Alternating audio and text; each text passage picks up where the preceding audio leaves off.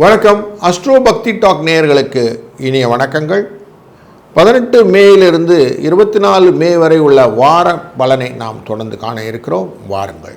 மிதுனம் ராசி நண்பர்களே, இன்றைக்கு உங்கள் ராசிக்குள்ளேருந்து பார்க்கும்போது இந்த 18ஆம் தேதியிலிருந்து 24ஆம் தேதிக்குள்ள சூழ்நிலையிலே ரோகிணி நட்சத்திரத்தில் உச்சப்படக்கூடிய இந்த சந்திர பகவான் 2ஆம் இடத்துக்காரர் 12ல் உட்கார்றார்.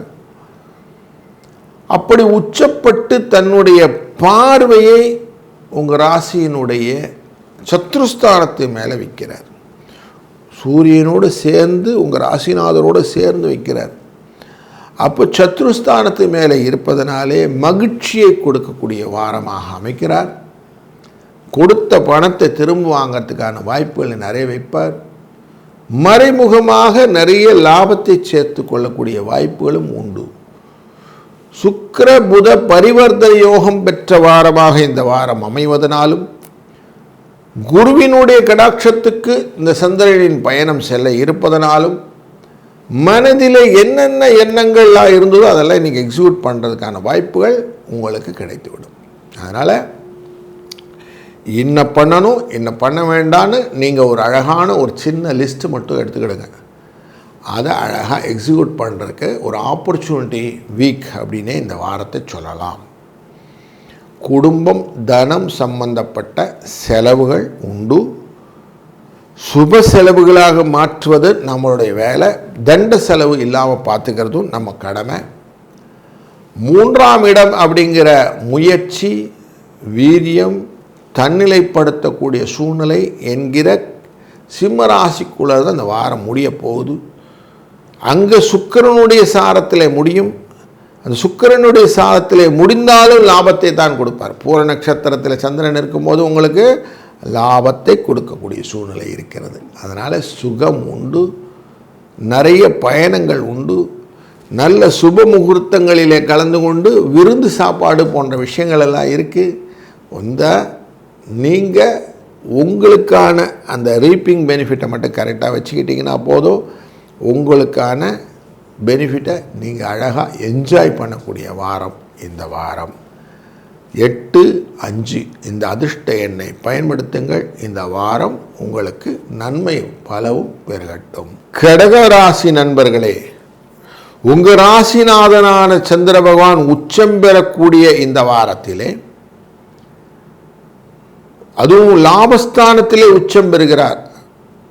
அங்கிருந்து உங்களுக்கு பயணத்தை துவங்குவதனாலே காரியங்கள் அனைத்தும் வெற்றியாக போகிறது.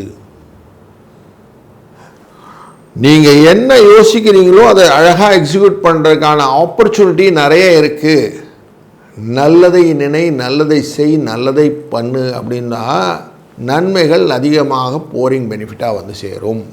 அதனால் லைஃப்பில் ஃபோக்கஸ்டாக இன்னெல்லாம் பண்ணணும் அப்படின்னு எடுத்துக்கிட்டிங்கன்னா அது எல்லாமே உங்களுக்கு ரீப்பிங் பெனிஃபிட்டாக வரும் அப்படிங்கிறது உண்மை. இது இந்த வாரத்தில் க்ளீனாக அதுக்கு கேபிட்டலைஸ் பண்ணிக்கிடுங்க. சுக்கிரனும் புதனும் பரிவர்த்தனை யோகம் பெற்று அமர்ந்திருக்கிறார்கள். அப்போது லாபத்துக்குரியவர் 12ஆம் இடத்துக்குரியவருடன் தொடர்பு கொண்டிருக்கிறார். அப்படிங்கிறனால கணக்கு வழக்குகளில் கொஞ்சம் எச்சரிக்கையாகவும் இருக்கணும். வியாபாரத்தில் ட்ரேடிங்கில் கொஞ்சம் இருக்கக்கூடியவங்களுக்கு கொஞ்சம் ஜாக்கிரதையாக கண்ணில் விளக்கெண்ணெய் ஊட்டிட்டு பார்க்கணும். ஏன்னா குருவேற 12ல் இருக்கிறார் அப்படிங்கும்போது செலவுகள் நிறைய இருக்கும். அது கொஞ்சம் அலர்ட்டாகவும் இருக்கணும். சந்திரன் அங்கே சேரும்போது செலவுகள் விரயமாக மாறுவதற்கு வாய்ப்புகளும் உண்டு. அதுபோல் உங்கள் ராசியை தாண்டி, உங்கள் ராசியில் சந்திரன் வரும்போது ஆட்சியில் வருவார். அதை தாண்டி சிம்ம ராசிக்குள்ளே போவார். அப்படி போகும்போது அங்கே கேதுவுடன் சேர்ந்து விடுவார். அங்கே தன விரயத்தையும் கொடுப்பார். ஞானத்தை கொடுத்து அதை லேர்ன் பண்ணுற மாதிரி இருக்கும். ஒரு செலவு பண்ணிவிட்டு அந்த செலவுக்கான விஷயத்துக்கு ஐயோ இப்படி பண்ணிடக்கூடாது அப்படி பண்ணியிருக்கணும்னு ஒரு திருப்பி அதை ரிவ்யூ பண்ணுற மாதிரி இருக்குது. அதனால் யோசிங்க, அதுக்கப்புறம் செலவு பண்ணுங்கள். தேவையில்லையான்னு ஒரு டிட்டர்மைன் பண்ணுங்கள். அப்போ தான் பணம் சம்பந்த விஷயத்தில் நீங்கள் லாபத்தை நீங்கள் கையிலே கொண்டு வர முடியும். இல்லைன்னா எங்கள் அப்பனும் கொச்சரிக்கு போனாங்கிற கதையில் செலவு பாட்டுக்கு நடந்துடும். எண்ட் ரிசல்ட் ஒன்றும் இருக்காது. அதனால் கொஞ்சம் கண்ணில் எக்ஸ்ட்ராவாக ஒரு கிளாஸை போட்டுக்கிட்டு பாருங்கள். அந்த டீப் லென்ஸ் அப்படின்னு சொல்லுவோம், அந்த மாதிரி பார்த்து செய்யுங்க.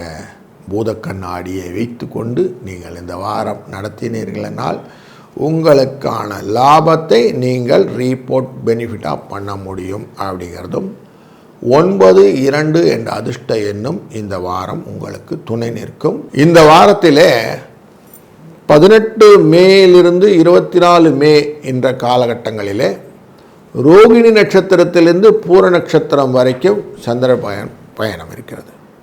அதில் முக்கியமாக 19ஆம் தேதி செவ்வாய்க்கிழமை அன்று அங்காரக சதுர்த்தி என்கிற நாளிலே நம்ம சொல்லுவோம் இல்லையா, நிறைய கடன் பிரச்சனை சார், கடனே அடைக்க முடியல சார், எனக்கு ரொம்ப தலை சுற்றுது சார் அப்படின்னு சொல்லிட்டு, கடன்பட்டார் நெஞ்சம்போல் கலங்கினால் இலங்கை வேந்தன் என்று மனதிலே கலங்கக்கூடிய ஆசாமிகளுக்கு கடன் தீர்ப்பதற்கான ஒரு நல்ல வரப்பிரசாதமான நாள் அன்று.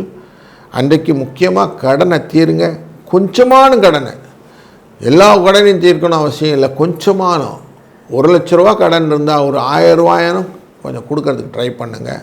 அதே போல் உங்கள்கிட்ட கடன் யாருன்னா வாங்கியிருந்தாங்கன்னா அவங்கக்கிட்ட அந்த பணத்தை திருப்பி கேளுங்கள். அப்படி கேட்டிங்கன்னா கடன் அடைவதற்கான வாய்ப்புகள் கிடைத்துவிடும். அதனால் ஒரு நல்ல வரப்பிரசாதமான ஒரு நாள் அன்று. அதுபோல் 23ஆம் தேதி அன்று துர்காஷ்டமி அப்படின்னு இருக்குது. அன்றைக்கு துர்க்கையின் வழிபாடு ரொம்ப முக்கியம். அரளிப்பூ மாலை சார்த்தி துர்க்கையை வழிபடுவதனால இந்த சொல்லுவோம், பில்லி சூன்யம் ஏவல்லாம் வச்சுட்டாங்க சார், என்னென்ன நடக்கலை சார், தெரியல, வேலை போயிடுச்சு, தெரியல, தடையாகி போச்சு, திருமணத்துக்கு எல்லாம் பண்ணோம், கல்யாணம் நடக்கலை அப்படின்னு நிறைய தடைகளை காட்டக்கூடிய சூழ்நிலையெல்லாம் இந்த துர்க்கை எப்படி சண்ட முண்டேஸ்வரர்களை அழித்தாரோ அப்படி அதெல்லாம் அழித்து நமக்கு நன்மையை கொடுப்பார் என்ற தன்மையிலே அரளிப்பூ மாலையை சார்த்துவதும், சிவப்பு கலர் பூக்களான செம்பருத்தி, செவ்வரளி இதெல்லாம் சார்த்துவதும், அவளை வழிபடுவதும் டெஃபினட்டாக ஒரு நல்ல பலனை கொடுக்கும். அதனால் 23ஆம் தேதி இதையும் மைண்டில் வச்சுக்கோங்க. இந்த 2 பரிகாரத்தையும் செய்ய இந்த வாரம் உங்களுக்கு சுபிட்சத்தின் பலன் அதிகப்படும் என்பதிலே ஐயமில்லை. வாழ்க வளத்துடன்.